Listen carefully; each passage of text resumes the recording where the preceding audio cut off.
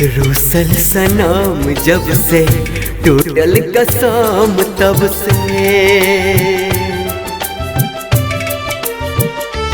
हाँ रूसल सनम जब से टूटल कसम तब से, रूसल सनम जब से टूटल कसम तब से, अपना सकेलक सनम दूर है।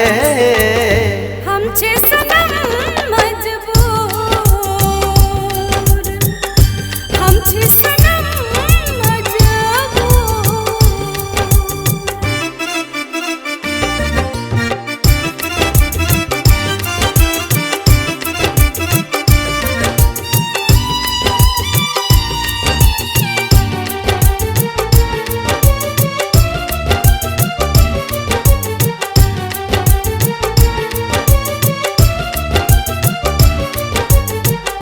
दिल में उघाव दाके चल गेल छोड़ का, अपना पिया के संग रिश्ता उजोड़ का।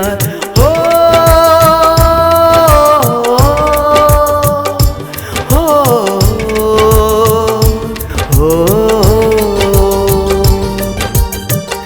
दिल में उघाव दाके चल गेल छोड़ का, अपना पिया के संग रिश्ता उजोड़ का। अपना बनाब कहलक प्यार के खेल बुझलक, अपना सकेलक सनम दूर है। हमसे सनम मजबूर, हमसे सनम मजबूर।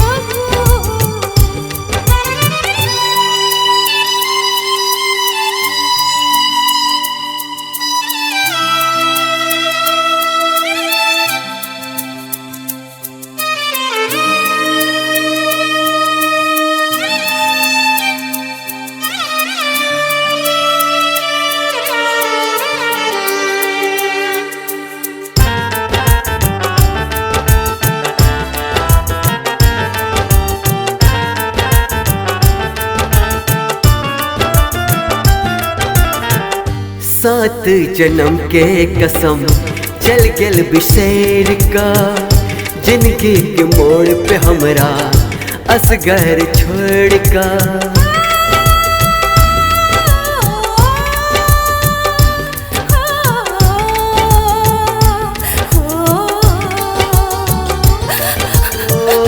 सात जन्म के कसम चल गेल बिसैर का, जिंदगी के मोड़ पे हमरा असगर छोड़ का।